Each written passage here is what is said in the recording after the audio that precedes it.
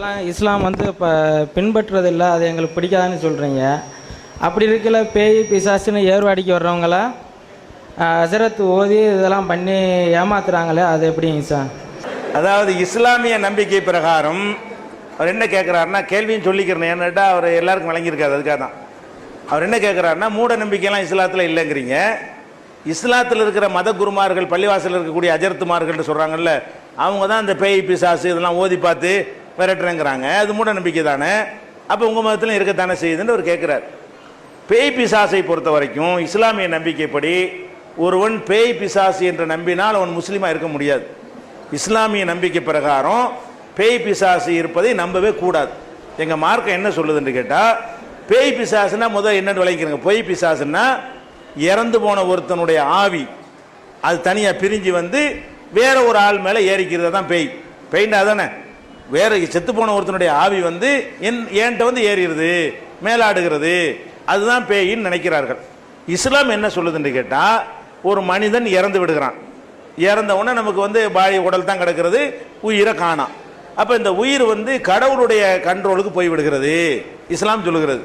அந்த கண்ட்ரோலை விட்டு தப்பிச்சு எங்கேயும் வெளியே வராத அளவுக்கு அது ஒரு பெரிய தடுப்பு சுவருக்கு வைக்கப்பட்டு அங்கே அவை வைக்கப்பட்டிருக்கின்றன. இப்படி குரான் சொல்லு. குரான்ல இருக்கிறது, வராயிகும் வருசகுன் இலா யோமி யுபாசூன், திரும்ப கடவுள் உயிர் கொடுத்து எழுப்புவார அது வரைக்கும் இந்த உயிர்கள் எல்லாம் கடவுளுடைய நேரடி கண்ட்ரோல்ல கட்டுப்பாட்டில் வைக்கப்பட்டு இருக்கிறது. தப்பிச்சுனா வரையலாது. அங்கேருந்து ஒட்டச்சுக்கிட்டு இங்கே மீறி வருவதாக நம்பினால் குரானை மறுத்தவர்களாக அவங்க ஆயிடுவாங்க. குரானை மறுத்தா முஸ்லீமா இருக்க மாட்டாங்க. குரானில் உள்ளதை நம்பினா தான் முஸ்லீமா இருப்பாங்க. அப்போ இஸ்லாமிய நம்பிக்கை பிரகாரம் ஒருத்தன் இறந்துட்டான்னு சொன்னால் அவனுடைய உடலோ அவனுடைய ஆவியோ அல்லது இந்த ஆவி வந்து ஒரு புதுவிதமான ஒரு உருவம், கால் இல்லாமல் டைப்பாக படம் போட்டு காட்டுறாங்கல்ல, அந்த மாதிரி ஒரு வடிவம் எடுத்தோ வருமானா வர முடியாது. அதை நம்பினால் ஒரு முஸ்லீமாக இருக்க முடியாது. அப்போ இதை ஃபஸ்ட்டு நீங்கள் வழங்கி கொள்ள வேண்டும். இஸ்லாத்தில் வந்து இது கிடையாது. எல்லா மதத்திலும் ஏமாற்றக்கூடியவர்கள் இருக்கிற மாதிரி எங்கள் மதத்திலும் ஏமாற்றக்கூடிய மத குருமார்கள் இருக்கிறார்கள். தாயத்து போடுறது, தகடு எழுதுறது, வெள்ளி ஏவல் வைக்கிறது, சூனியம் வைக்கிறது, பேய், இது எல்லாமே ஃப்ராடு என்று எங்கள் மார்க்கம் குரானில் எங்களுக்கு அப்படித்தான் இருக்கிறது. இதை வச்சு ஏமாற்றி கொண்டு என்ன செய்கிறாங்க. ஆனால் பைத்தியம் இருக்குல்ல, பலவிதமான பைத்தியங்கள் இருக்கிறது. அதுக்கு தீர்வு காரணம் சொல்ல முடியாமல் மனுஷன் என்ன பண்ணிட்டான்னா அது பேயின்ட்டான். இப்போ நான் இப்போ பேசிகிட்டு இருக்கிறேன், தெளிவாக பேசும்போது நான் இன்னாருன்னு உங்களுக்கு தெரிகிறது. உலகத்தில் இல்லாத பாஷையில் பேசுனா அப்படிங்கன்னா என்ன செய்வீங்க? என்ன வேற பேய் வந்துருச்சு, நல்லா தானே இருந்தால் வேற இடத்த பேசுகிறான்னு என்ன செய்வீங்க? இவர் பேசலை, வேற என்னமோ பேசுது, இப்படியான ஒரு காரணத்தினால பேயின்னு நம்ம நம்பிடுறோம். அது மாதிரி வீட்டில் ஒரு பொருளை வைப்போம், நம்ம 2 பேர் தான் இருப்போம், அந்த பொருளை காண போயிடும். அப்போ எப்படி காண போவோம்? நாங்கள் 2 பேர் தானே வீட்டில் இருக்கிறோம், கதவு பூட்டி தானே இருக்குது, தாப்பா உள்தாப்பாலில் போட்டுருக்கிறது, இந்த பொருளை காணா போச்சே அப்படின்னு என்ன ஆயிரும்? சால்னா குழம்பு வைப்பாங்க, நல்ல ருசியெல்லாம் பார்த்துட்டு வச்சுருப்பாங்க, அப்புறம் பார்த்தா பயங்கர உப்பாக இருக்கும். எப்படி உப்பு ஒரு போட முடியும்? பேய் தான் இருந்து போடுது, என்னமோ ஒன்று இருக்குது. இப்படியான சில விஷயங்களை வைத்து கொண்டு என்ன செய்கிறாங்கன்னா, இதுக்கு காரணம் தெரியல. அந்த காலத்தில் காரணம் தெரியல, அதனால் என்ன பண்ணிட்டாங்க, நம்ம பூட்டி இருக்கு ஜாமான, வீட்டில் உள்ள ஜாமான்லாம் காண போயிருங்க. கடைசியில் என்னன்னா ஆவி பேய் வந்து நினைஞ்சிருக்கு எடுத்துகிட்டு போயிடுச்சு இப்படிங்கிறது இந்த மாதிரி வந்தது. உண்மையில் என்ன, இதெல்லாம் வந்து ஒரு மனிதன்ட்டு இருக்கிற ஒரு நோய். மனிதன்ட்ட மூளையில் ஒரு மூளை தான் எல்லாத்தையும் தீர்மானிக்கிறது. நம்ம மூளையில் வந்து ஒவ்வொரு விஷயத்திற்கும் ஒரு ஹார்மோன் இருக்கிறது. ஒவ்வொரு காரியத்தை தீர்மானிப்பதற்கு ஹார்மோன், அது ஒரு சுரப்பி இருக்கிறது. அந்த சுரப்பிகள் கரெக்டாக சுரந்தா தான் அந்தந்த விஷயங்கள் வேலை செய்யும். இப்போ ஒரு ஆண் ஒரு பெண்ணை பார்த்து ஆசைப்படுறான், அதுக்கு என்ன காரணம்? அங்கே ஒரு சுரப்பி என்ன செய்கிறது, அங்கே இருக்கிறது, அது அந்த சுரக்கமாக அப்படி வந்துடும். அதில் பிரச்சனையாச்சுன்னு வைங்க, ஒழுங்காக சுரக்கலன்னு வைங்க, பொம்மை மாதிரி தான் தெரியும். பொம்பளை பார்ப்பா என்ன செய்யும், ஒரு பொம்மையை பார்த்தா என்ன செய்யும், அப்படி தான் ஒரு ஆம்பளைக்கு தெரியும். அப்போ இப்படியான அதுக்கு கூட அதான் ஹார்மோன் தான் காரணமாக இருக்கிறது. சிந்திக்கிறதுக்கு, கவலைப்படுறதுக்கு, கோவப்படுறதுக்கு ஒவ்வொன்றுக்கு தனித்தனியான ஹார்மோன்கள் சுரக்க வேண்டும். இதில் வந்து சில ஹார்மோன்கள் வந்து குறைஞ்சவன என்ன செய்யறோம்னா, இயற்கையாக உள்ளதுக்கு மாற்றமாக அவனே செய்வான், அவனுக்கே தெரியாது. சில பேர் நீங்கள் பார்க்க தூக்கத்தில் நடப்பான்.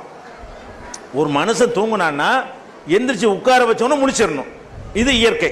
ஒருத்தன் தூங்குறான், எழுப்பி உட்கார வைக்கணும், முழிச்சிடணுமா இல்லையா? முழிச்சிடணும். சரி, உட்கார்ந்து கூட தூங்குறான்னு வைங்க, எழுப்பி நிப்பாட்டி வச்சா முழிச்சிடணும். ஏன்?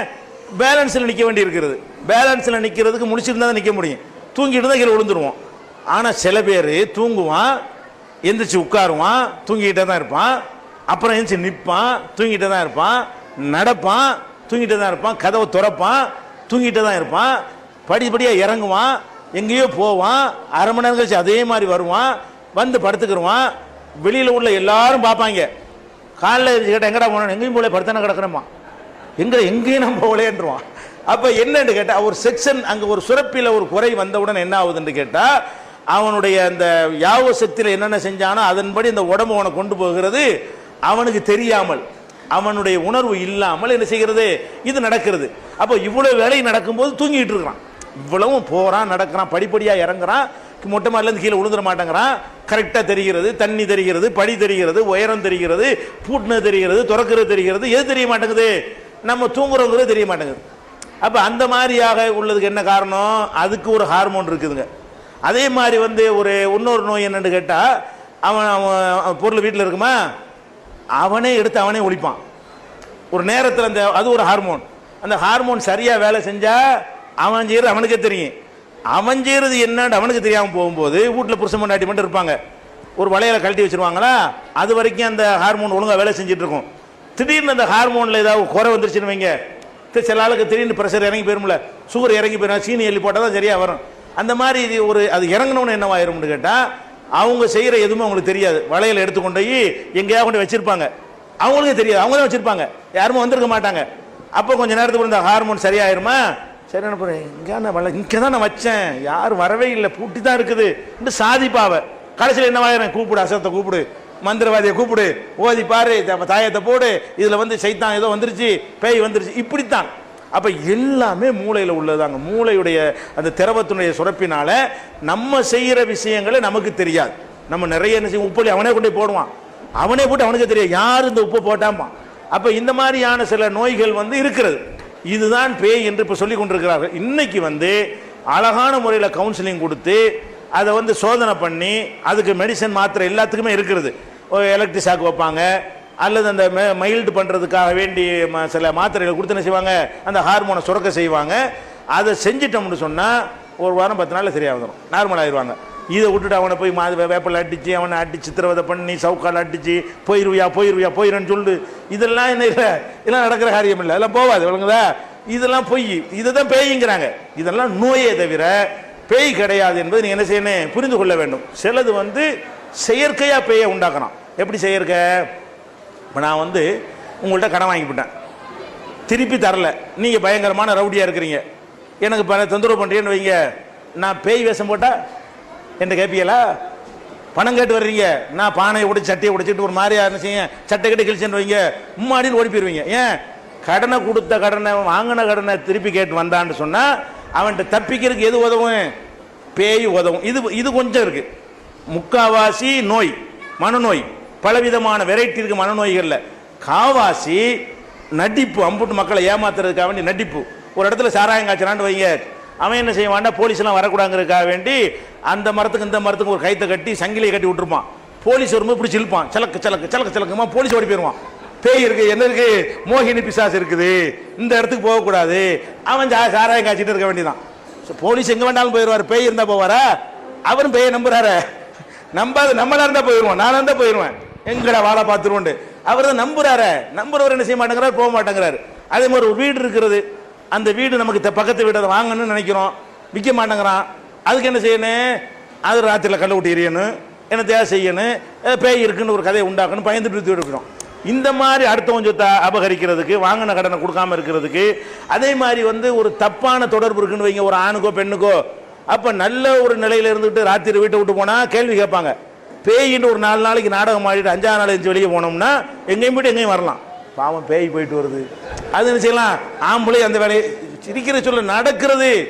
நாட்டில் நடக்கிற விஷயங்களை ஆய்வு பண்ணி தான் உங்களுக்கு சொல்லுகிறோம். 25% சொந்த மாமியா குடும்பம் தாங்க இயலாது.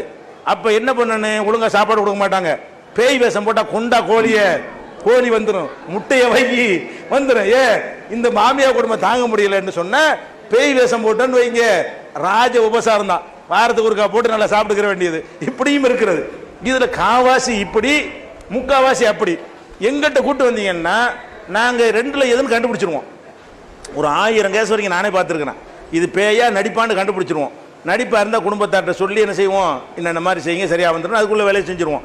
நோயாக இருந்தால் இதுக்கு வந்து இங்கே ட்ரீட்மெண்ட் எடுங்க, இங்கே போய் பாருங்கள், இதுக்கு என்னென்ன பிரச்சனை தான் வழிகாட்டுவோம். நாங்கள் வைத்தியம் பண்ண மாட்டோம், அதை கண்டுபிடிச்சி அதை டைரக்ஷன் பண்ணுறோம். அவ்வளவும் சரியாகிக்கிட்டே இருக்குது. நிறைய பேர் நம்ம ஆஃபீஸுக்கு வந்து என்ன செய்கிறாங்க, யாரும் இது